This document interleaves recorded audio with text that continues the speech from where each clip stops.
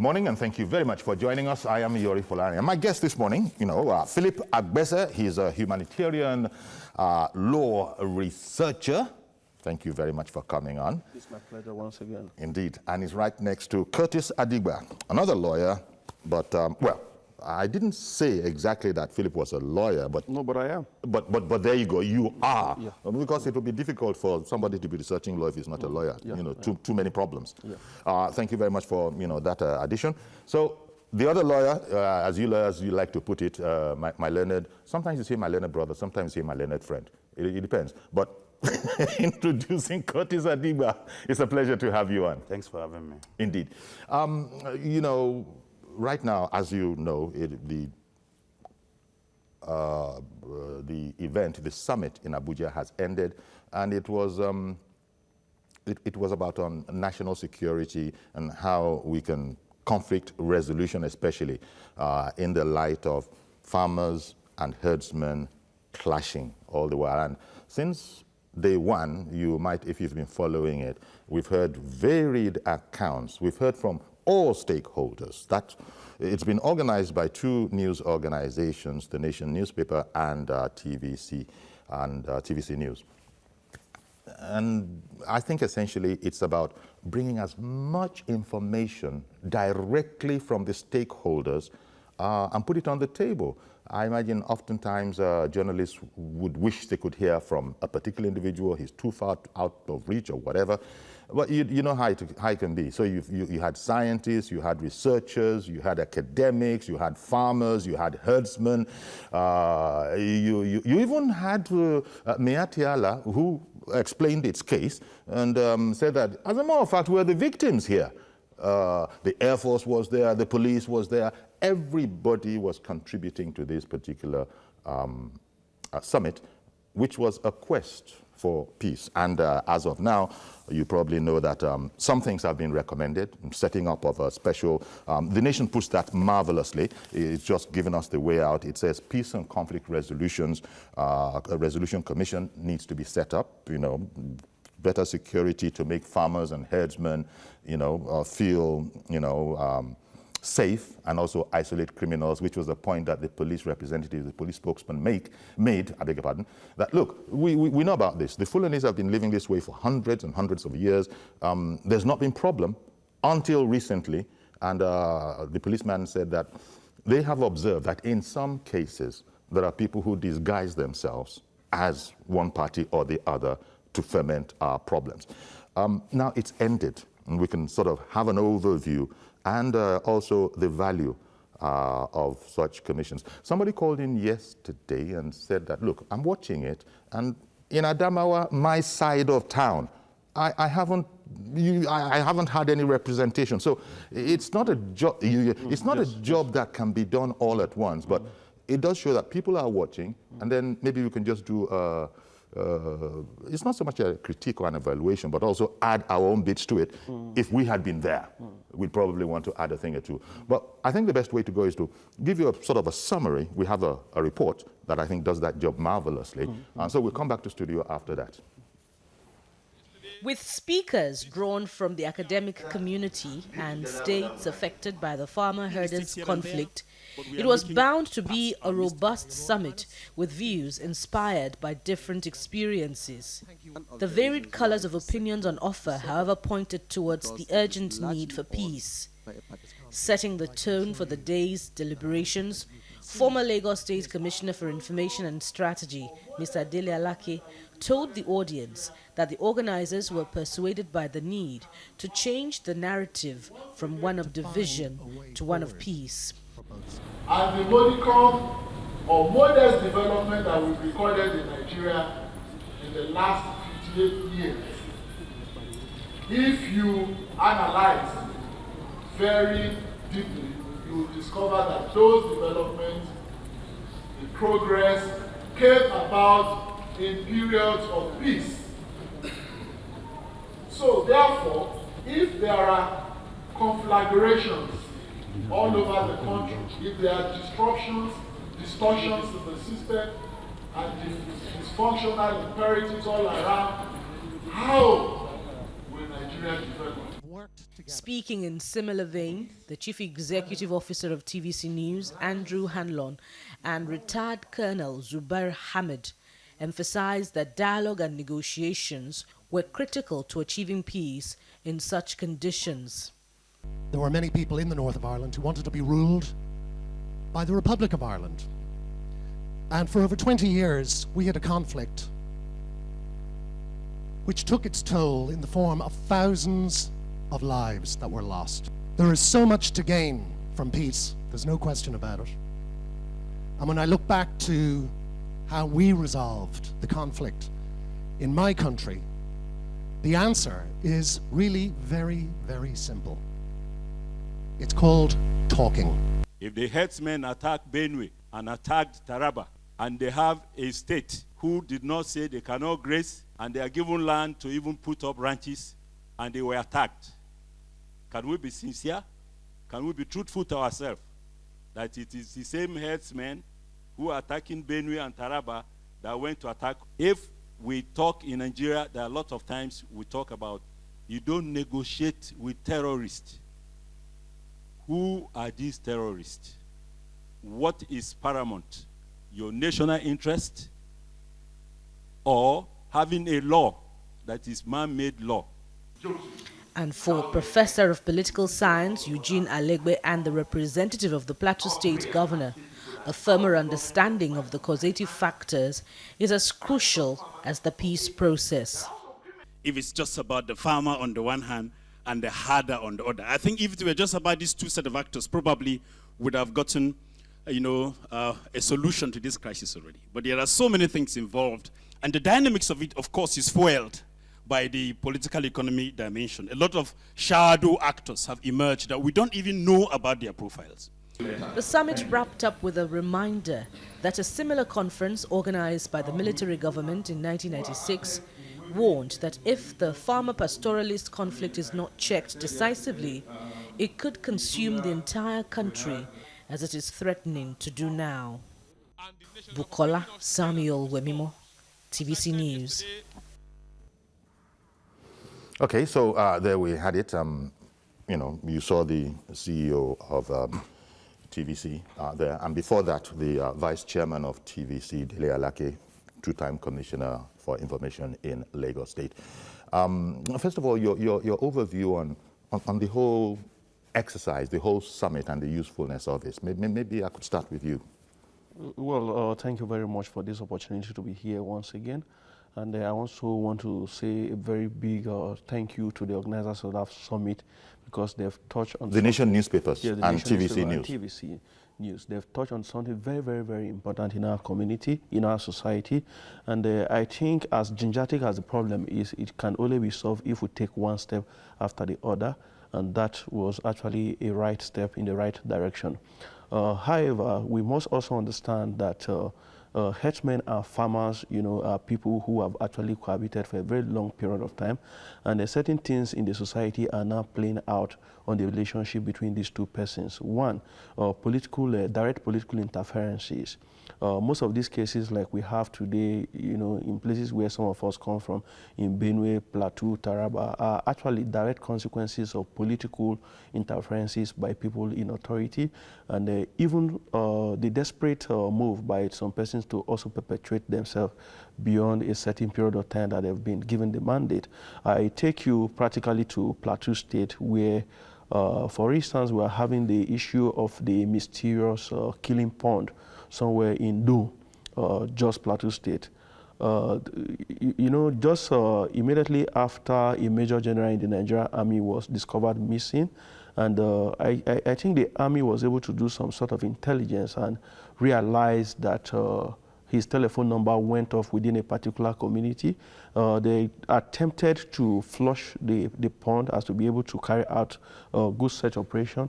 And people came out in the name of being leaders of certain ethnic group, to protect their community. And these persons kept saying nobody can go into the community, nobody can touch the pond. At the end of the day, some discoveries were made, carcasses of human beings deposited in that pond, the vehicle of the general, and several other things that were found in that pond. That is to say that there is a direct, conspiracy by the locals and even their leaders in authority, because you recall that even the Bongom Jos, a high-profile traditional ruler in the country, he's not just, an illiterate who assumed office. He was in the customs. He's a well-informed person, and she understands the operations of a 21st century Nigeria. He was also part of that conspiracy to say that, for traditional reasons, people cannot go into that stream.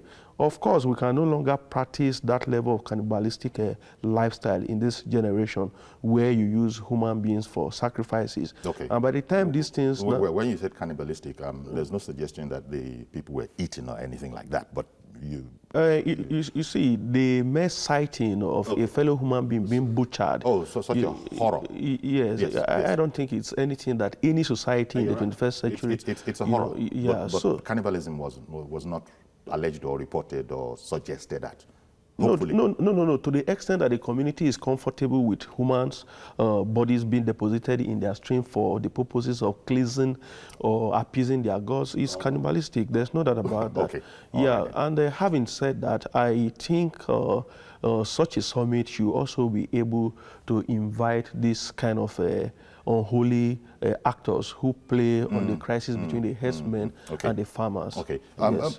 Thank you. Of course, there's a lot more to say about that. And coming over to you, Curtis, what do you think about the spread, the people that were involved? It doesn't matter how wide you make it. I don't know. It apparently still is possible that there will be some interests not accounted for. When I was speaking, I was talking about one of our viewers, Candy, who called in from Adamawa, and who said that she's watching and she hasn't so far seen representation. I noticed that he nodded quite vigorously. But he also said, look, these are things you take one step at a time. What do you think about the whole exercise by these two organizations, The Nation and TVC News? I think it's quite commendable that we're beginning to shine the light on critical issues of national importance and development. No nation can develop, make progress without peace. But we need to be talking about peace that is anchored on justice for all the parties. The issue of herdsmen and the local farmers, it's been a long-standing one. What has happened is we've seen an accentuation, violent accentuation. There have always been clashes. We have known that. Look, I grew up... But there's also always been, historically, some sort of a mechanism, as was observed by one of the police spokesmen yesterday. I'm coming to that point. But that seems to have collapsed. Yeah, no, look, we have always had crisis. And there is no human setup or society that you don't have crisis. Because this is a competition for economic advantage. The herdsmen have their business, the farmers have their business.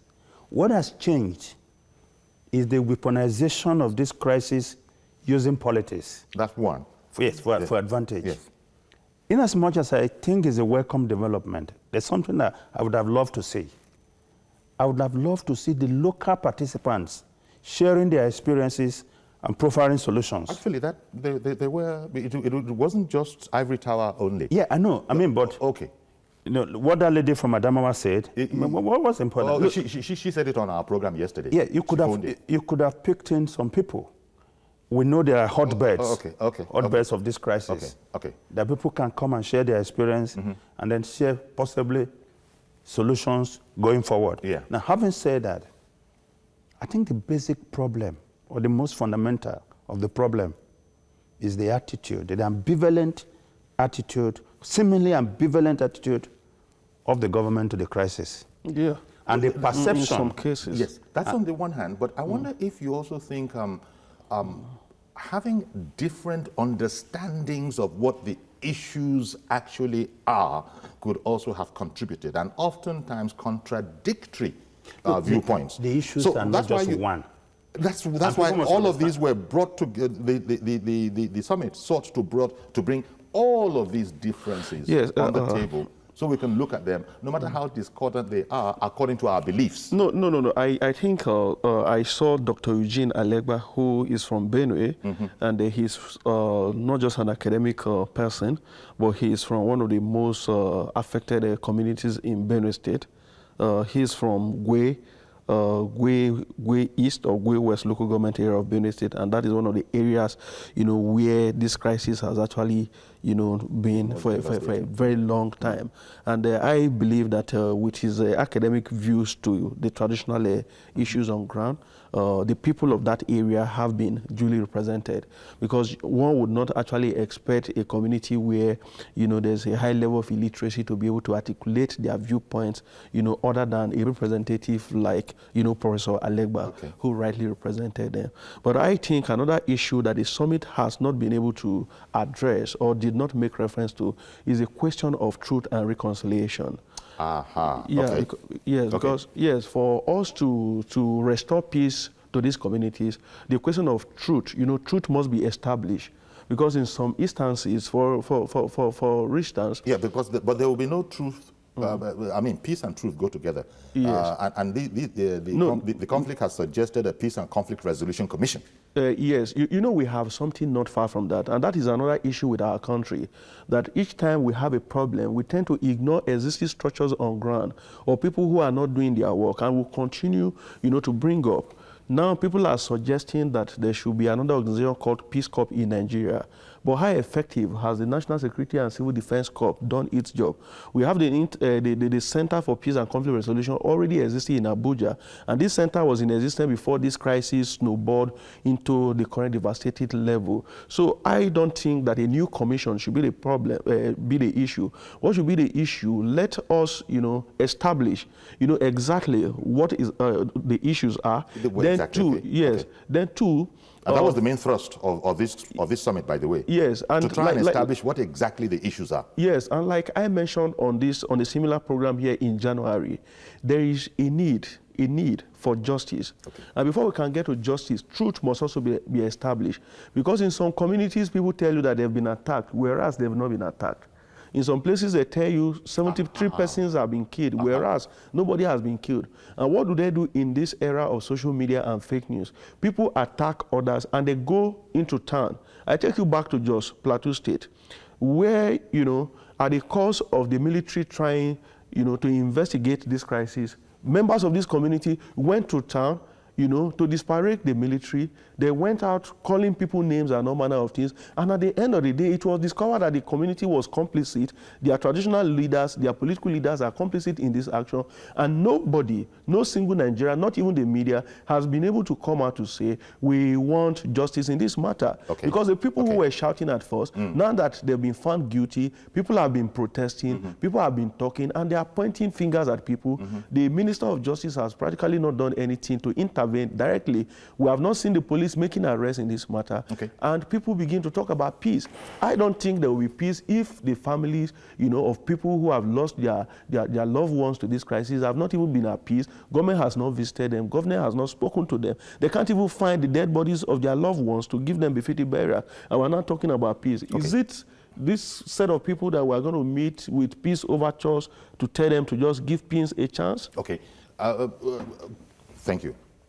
Curtis, we've not had this kind of a, summit in my memory from this perspective of enabling professional journalists, apart from the general public, to have a better understanding of the subjects that they cover, those of them that are covering security and, all of national security and all of that.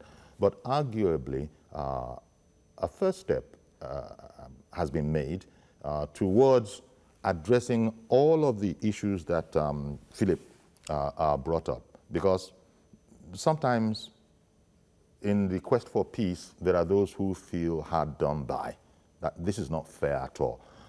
As I said, go back to Militias Allah, for example, yesterday. It was saying that most of the reports that are out there are from one perspective. In fact, it got to the level of the presidency doesn't even listen to them, it's listening to the others, and that they have suffered casualties. I use that as an example that illustrates what he is saying. Apparently, everybody has a sense of what would be peace. Now, exercises like this hopefully will get us to the bottom of it. He cited communities that were actually complicit, first of all complaining, until further investigation showed that, hey guy, you're misleading the whole place. So, I'm trying to find out if you think that this is a positive development towards resolving these issues. Truth. Well, we have our own concepts of what truth means here. Oftentimes, the stronger make sure that the truth doesn't come from the weaker. There are those kind of instances, and it's not working. But I hear someone has come on the line. Okay, George in Ikeja. Good morning, Mr. George. Good morning, Uncle Yori. Thank you very much for calling in.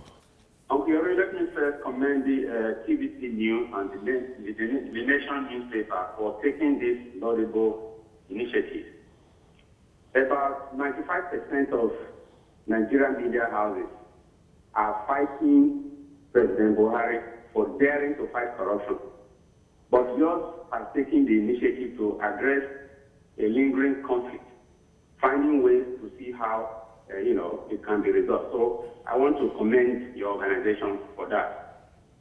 My concern about I watched part of the proceedings because I didn't have time to watch everything. I would have preferred a situation where a representative from the presidency was present there to hear people from different perspectives on the spot, so as to enable them know how to effectively address the situation. Because a problem discussed is halfway solved. The way I see it, the conflict appears to have gone beyond the herdsmen and the farmers. It seems to have been overshadowed by banditry, like what we are seeing happening in Zamfara and Taraba and the rest. So there is need for the government to have had a first-hand information about what the people or what stakeholders think. Be that as it may, the proceedings of this conference should not be overlooked, should not be underrated. The government should take it serious, whatever came out of it, and build on it. Indeed. I personally believe that somehow a resolution to the conflict will emerge or begin from there. Thank you. Thank you very much for calling, Mr. George. I must go back, and please hold the thought so when I come back to you. You heard his comments. I wonder if the fact that it's in the public domain, know-how, the presidency, someone from there would have been watching proceedings. Besides, it's now a document, albeit a digital document, that they can play back, and whatever was missed was missed. So, Well, I think the problem of herdsmen and the local people did not intensify because of the absence of summit. As welcome as the summit is, it's not going to end the problem.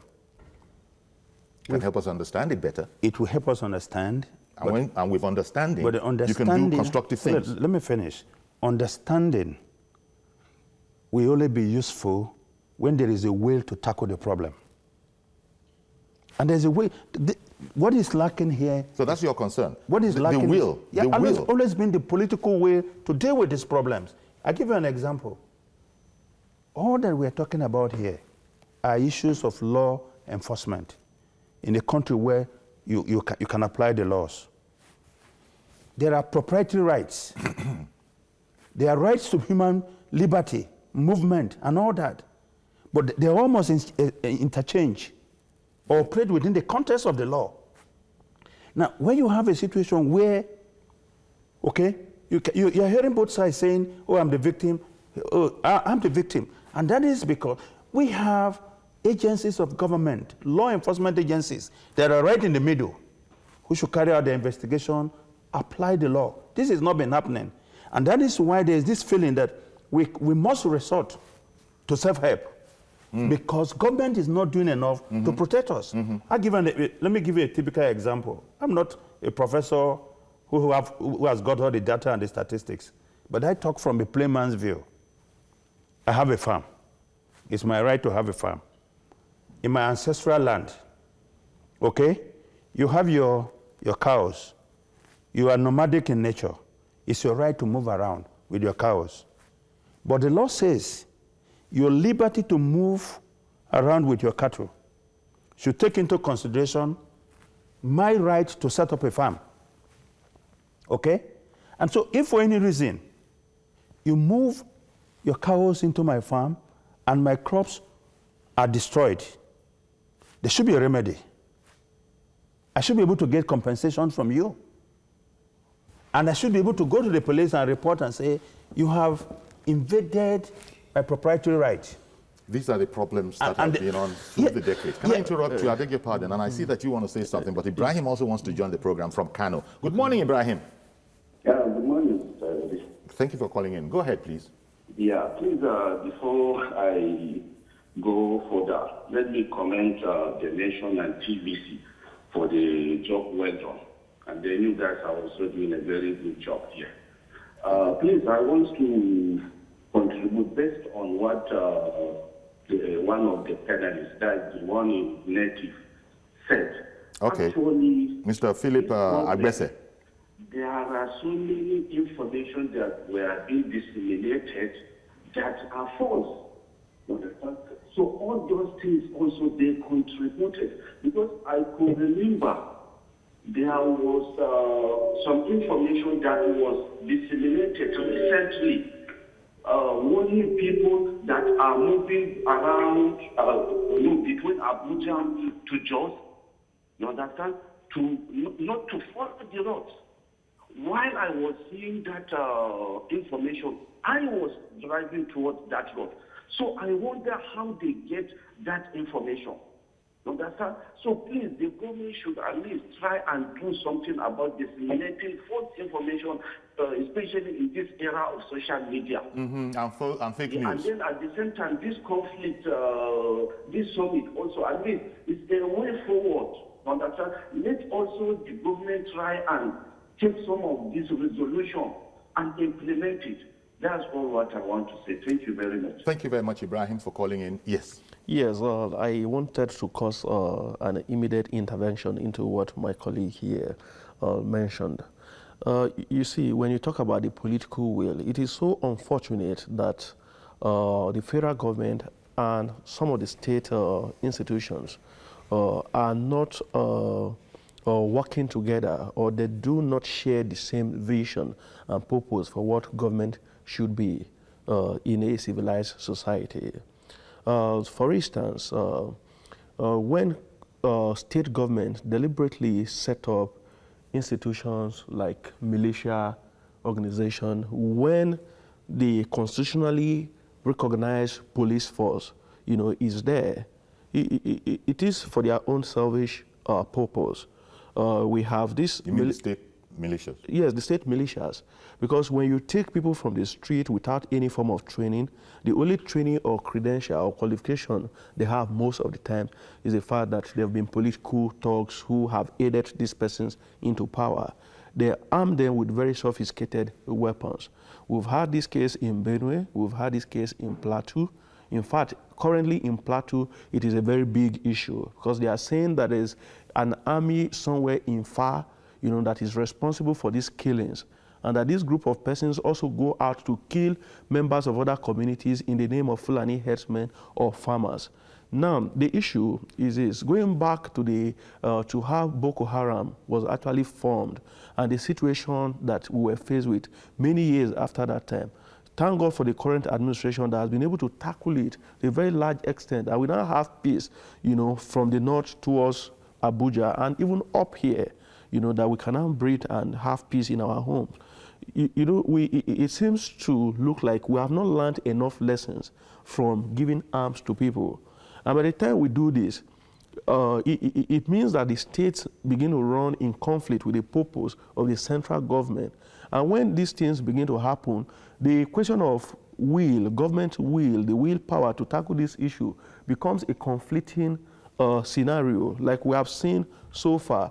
You know, police is not able to go into local communities. You saw what happened in 2014, the Obase group, you know, when about 89 security officers were killed in this country by a local native militia group, not an army, you know, and these were people who went out. Why do state governments set up this local militia The truth of the matter, my learned friends are, you know very well that whatever, under no reason, you know, in Nigeria we make bogus claims, you know, claims, and on that short statement, like people resorted to self-help. You know, for no reason. I've lived in one of the most civilized part of the world before, and I know very well that even when a burglar is trying to get into your house, you have no right, you know, to take a stick to hit the person. Unless you are an American. Whereupon, no, you do have, you are allowed right. the use of you minimum, have the right. If anybody is invading your house, you have a right of minimum force. They allow gun force. Since you brought it up, Philip, I just thought to put it in perspective. No, that's not correct. Let me comment. Sorry, I'm sorry. Let me comment. That's not correct. The only reason why... That's not correct. The only reason... What is not correct? That when a burglar... Anyway, you're allowed to use minimum force and prevent a burglary. It is... You cannot kill. No. You see, for only cases of when harm... You know, when harm is being about to be inflicted on a man's body. Yes. Yeah. Now, okay, for instance, sorry, for instance, under what law or what legality? I don't want to disturb you. I'm going to come back to you so that you can air this point. But I've got to go on a break now. But I'm coming straight back to you so we can get rid of this point. Stay with us, please. We'll be right back.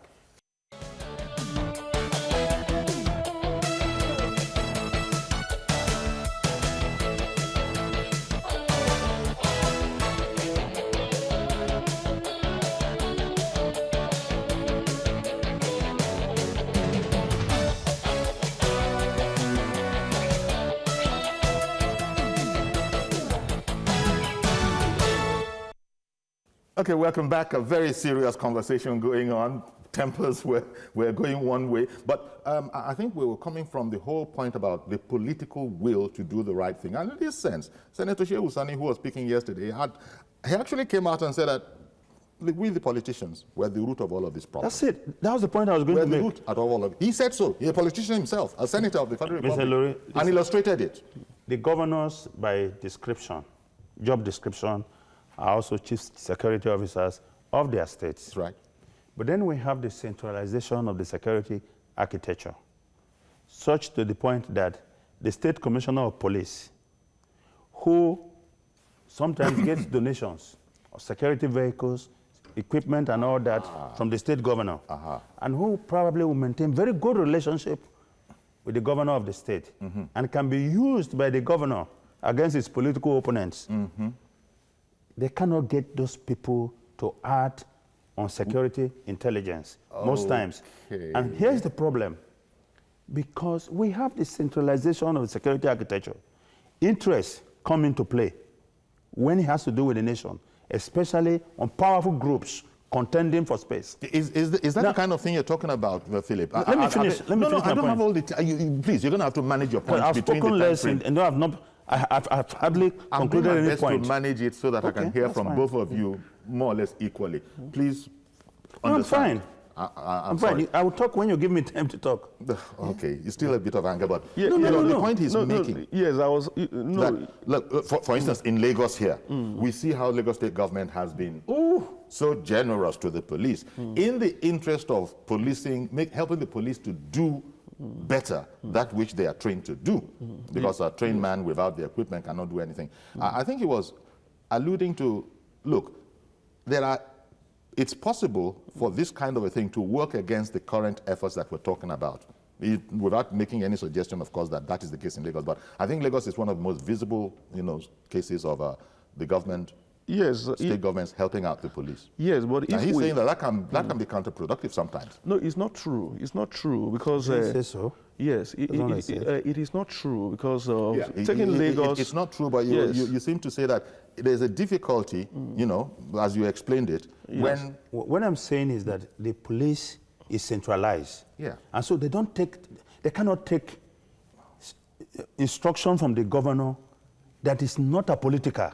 No, because you have the political interest. That's also not correct. I thought that's counterproductive. So the person I thought what you just said, that last sentence you just made, is counterproductive. Let me finish. That's why I need to finish, so that you understand where I'm going. Okay, let's give Curtis a chance to finish. Especially on the point that I thought you were making, that when you are, as the police, a benefactor of the state government, then our political decision-making becomes more challenging. Did you not say that? Let me give you what I'm saying is this. When a governor has made certain statements, expression, that is already apparently biased against a particular group of people, and he doesn't control the police at the state level. Now, the police commissioner in the state has got to take instruction from his boss in Abuja, who sees the crisis or the problem differently. There's already a dislocation. I think we got that much clear now. Yes. You sorted that bit out. Yeah, but I think the issue here has to do with strong institutions. Just yesterday, yes, in 2014, the Nigerian Army was part of our electoral process in Ekiti and Osun State. Today, that is no longer the case. A new leadership has been able to restructure the place and reorganize the place to say, no, we are not called for this, and we are not going to participate in this to this level. Oh, a new leadership within the army, you say? Yeah, within the army. Okay. Now, you go back to the allegations raised by retired General T.Y. Danjuma that the state, was conniving with people to kill people.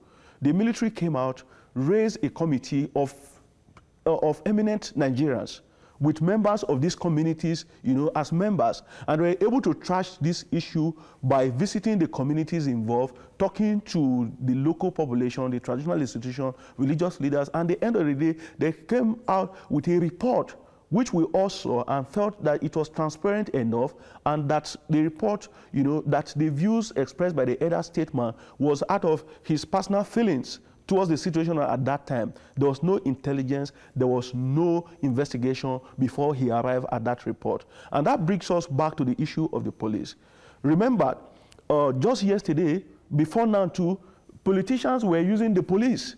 Nigerian governors were using the police to do their biddings. And at that time, it was not difficult for the centrally controlled police, to yield to the governors. So why should it be difficult for the when it is time to protect the lives of our citizens, that the governors will now begin to claim that they lack the willpower or the political power to control the police. Okay. Secondly, when you extend such kind gestures to the police or any organization, in contract, it is very allowed that when a man goes over and above his duty, he should be given something extra. The police are there to support, they are there to intervene and to carry out their constitutional responsibilities. Okay. So I see no reason, I see no point. I'm going to bring in Ibrahim in just now, and then I'm coming straight over to Curtis in view of the accusation that he has leveled. Ibrahim in Jos, good morning. Good morning, Uncle Larry. Good morning, sir. First of all, let me congratulate TVC and Nation newspaper for this program. Thank you. At least it has given us something to discuss. Yes. Mr. Philip has gotten the real picture of what is happening. Issue of this militia. Because most of them are being sponsored by government.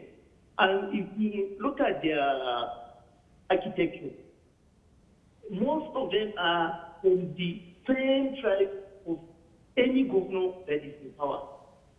How I wish you people are here, maybe in Middle Belt or around Jos especially, then you will see the clear picture of what is happening. And the issue of saying that a governor doesn't have rights to order security people to take action on any militia is not correct. We have seen it just recently what is happening in Josie. When the government gives an order, within some few minutes, everything has started. So it's saying that the governor doesn't have the right to issue an order to security people. That's not correct. All right, then. Okay, so. And lastly, to be sincere, most media, they don't investigate issues. They work on their safety. They have people saying this thing that they will just carry. All right. That's the big problem. Thank you very much. And that's one of the issues that this initiative, this summit, sought to address. So please, Curtis. Let me give a specific example. We all witnessed what happened in Benue State. We also witnessed the disposition of the governor towards the crisis.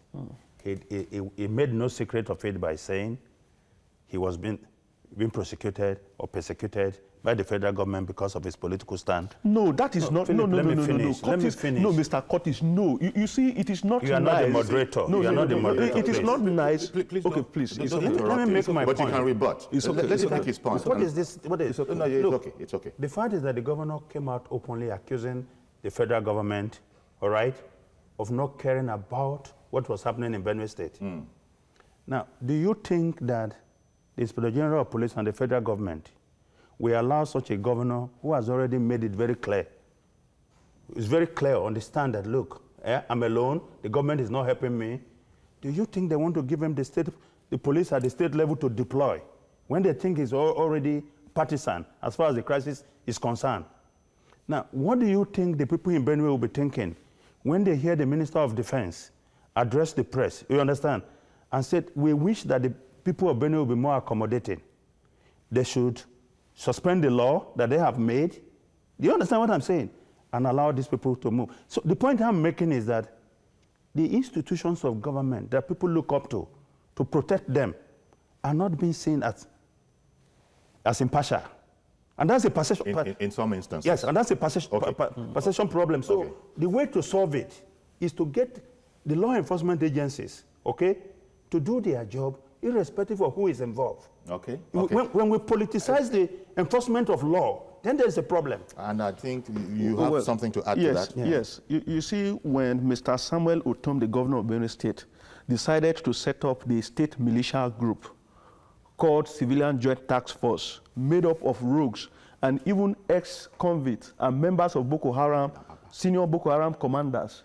That time, he was a member. I don't know about their composition. Fantastic. I don't know who is rogue. Yes, no, but you must have read that one of the persons responsible for the killings in Benue State was an aide of the governor of Benue State. At the time the governor was crying and telling the world that he was handicapped, to carry out his function as a governor, he was still paying the sum of 20 million naira on monthly basis to this commander of Boko Haram, who is currently being tried in the court of law. The man that is alleged to be behind the killing of 2 Reverend Fathers and about 18 worshippers who went on a Monday morning to worship. You see, sometimes we tend to give... one moment, please. No, because I have to say this. But I have to say this. I also have Uche waiting in Apapa, and he wants to join this conversation. Good morning, Uche. Yeah, good morning, Professor Chief Ompuyari. Yes, I want to recommend the TVC News for their summit. It was very interesting. The issue is that let us not politicize our security. Yes. That has been the problem. We all know that all these things are being done by the leaders of the leaders. Because you see, if anybody comes up, definitely they will get a talk. And it's obvious that when the person loses power, the talk will not have more funds. And that gives them the power to find what to do that is on contrary. So the truth of the matter is that let us, if we want to address the issue, let our government, in terms of security, let the security be independent. But in as much as whenever you come in, you bring your own person, you bring your own security, you bring whoever that you know it will be loyal to you, then they will do something that is on contrary and the person will not be persecuted. We cannot get it right. All right. Thank you and God bless you. Thank you very much for calling in, Uche. The concept of justice, the symbol of justice, a lady, scales, blindfolded, meaning, let us just say this as it is, as symbolized by the scales. I don't care who it is, symbolized by the blindfold. Yes. That we are saying that not just in this issue, but generally in our country is compromised, right? Yes, you see, that is the problem. When this issue, for instance, the one in Benue, when the crisis started in Benue, without any investigation, the governor of the state, for his own political interest, took a stand that needed to be buttressed later. And all the actions and activities that followed after that time. We're working to that answer. Yes, we're working to his earlier statement. You see, even when the Minister of Defense, I'm from Benue, and nobody can be a better Benue person than me, but you know, you are a lawyer, and you talked about human rights here earlier. When you are making laws to infringe on other people's rights, are you not aware that, you know, there will be resistance from the people? Okay, let me hear from him. Let me hear from him. Yes. This is not about political marketing. This is about security issue. And I wish that we will restrict ourselves to the issues that borders us on security and don't go into political marketing. Look, I am. What are the differences I am between not political making, marketing and what the other one you said? Because you want to market. Let me explain. You market politically when you're choosing one set of narrative against the other. I'm trying to look at the situation as objective as I can. Which I think the summit was also trying to do. Yeah, exactly. We're all here for the summit. The summit was at great pains to say that this is not prosecutorial, or what is the right word. We're not prosecuting anybody. Please, everybody. They don't whether even from have the the left, power. They don't whether have from the the power. right. No, they were saying that for the avoidance of that, we're not trying to blame or trying to say this is the guy at fault. No, but I should make something very clear. I think but I want to hear from I think we'll be glossing over the problem. If we then stay here right now, then we do not have problem within the security system that we have in this country today. And that's the point I'm trying to make. I don't care. And I'm worried, truly. You understand? It's not about politics for me now. I'm talking about the weaponization of security through political activities. So it has come to politics. And what I'm saying is this, look, as much as possible, let's take out the police don't belong to APC or PDP. Okay? Mr. Yuri, if I invade your home and you are sure that you will get a reprieve or justice from the police, you won't take law into your hand and attack me. No. But I mentioned the issue of institutions. I sit down when you talk and I don't say anything. Well. You get the point. But when I feel that the police cannot give me justice or take steps to give me a reprieve, okay, and it's happened over and over, then I take steps to protect myself. That people will now refer to as self-help. I'm not supporting governors who decide on self-help. But why do governors embark on self-help? This is for this reason that you've talked about. That's the okay, problem. Jomo in the UK, thank you very much for holding on all this while. Good morning, sir.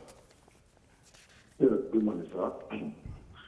You know, I must tell you, because I love listening to you and your program very much. Oh, you're very kind, sir.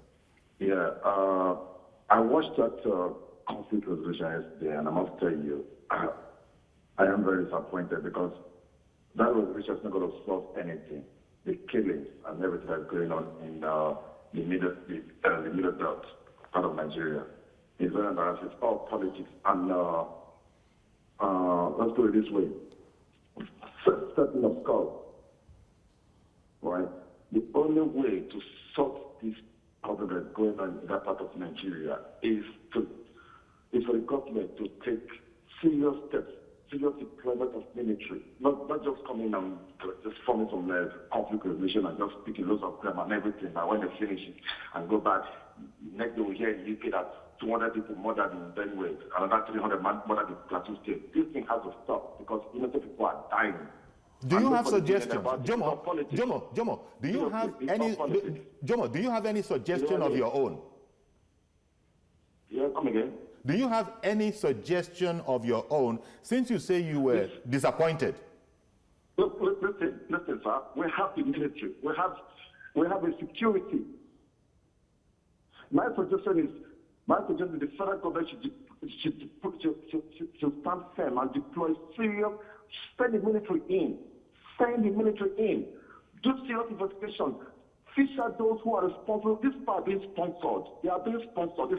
I can tell you, the same people who are sponsoring these people some of them are in that conflict, whatever they call it, speaking that big grammar, they're going back and telling people go out there and kill again. Resolution Summit. The conflict resolution will not solve anything. The only thing, the agency is at the hands of the president. Send the military in. Okay. Investigate. Okay. Fish out these people.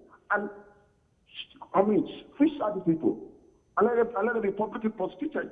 They know these people. There are a lot of these people. Some of the people are the same people who are speaking out stupid grammar in the conflict resolution bullshit I was watching yesterday. The world is watching Nigeria. The world is not stupid. The international community is watching us. That BS word is a word we don't hear very often. Uche, I beg your pardon, Jomo, we don't hear the BS word often on air, and especially in your environment, you'd know.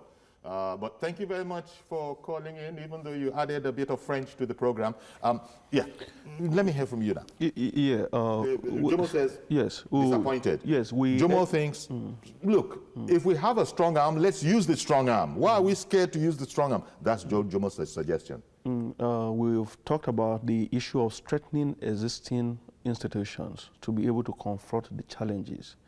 We've equally talked about the question of political actors. And the man also mentioned the question of, getting at the sponsors. And I think it is very, very important that sponsors of this crisis, where they are identified, the federal government should take extra steps. And you see, sometimes it is not just for the military or the police alone. That willpower, the Minister of Justice must also be able to activate the necessary legal instrument to be able to tackle these people.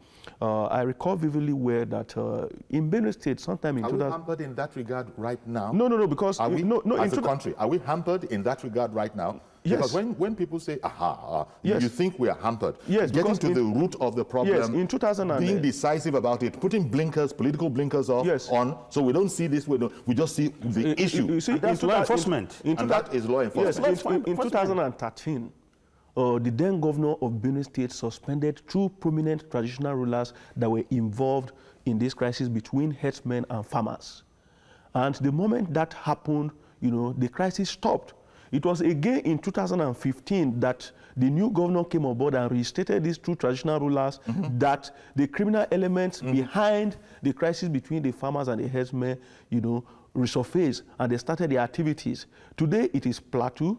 A major general has been killed in a pod somewhere in Plateau State. The traditional institution, the traditional leaders have not been arrested.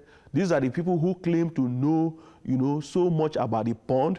A senator of the Federal Republic of Nigeria who issued a statement earlier talking about the preservation of that pond, suggesting that he has good knowledge of the things that transpire within and around the pond. He has not been arrested. Yes. So it is a situation where we come to discuss every day, and the people that are responsible for the for this blood in the land are not arrested. So we'll go back to the whole political will. Our last caller now, James in Scotland. Good morning, James.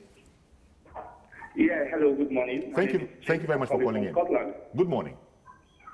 Go ahead, please. Yeah. To be honest, I think the best way to resolve this issue is to actually, let the Fulani people know that they should change their method of farming, method of cattle rearing.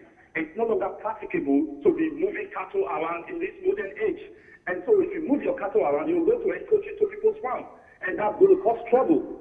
So I think that is the basic thing that is actually causing trouble in Nigeria at the moment. If you stop moving their cattle around and adapt that method of ranching, I think that will stop this trouble. Okay.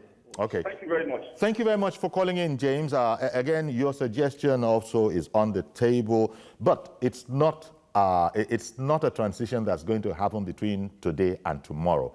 I think, if I recall, when Ashwaju's position was being presented by Sunday Dario on this whole matter, the idea was that, look, ultimately, it will be seen in the fullness of time that it's not the most efficient. It's not the most efficient, and there would have been, mutually agreeable methodologies that would have evolved to take care of that problem. So no problem with what James said, but it's not going to happen between today and tomorrow, because this is a tradition that's been going on for almost a century. So we've run out of time, but you can have 15 seconds to just round up. You also have to understand that not all the problems are herders and local farmers' problem. Okay. There are also communal clashes that we've mischaracterized as clashes between herders and farmers. So we have to be very careful in that regard. Maybe if you want 15 seconds, you can have it. Yes, tolerance. There's no group of people who can coexist without tolerance. It must be a question of give and take. And our people must learn, to tolerate one another. As we keep up the search for the truth, so that we can resolve these conflicts to the satisfaction of all concerned. Thank you very, very much, Philip Agbese, humanitarian law researcher, and also thank you very much, Curtis Adigba, public affairs analyst and lawyer as well. That's our program. Please join us tomorrow for a fresh edition. I am Yori Folarin. Bye-bye for now.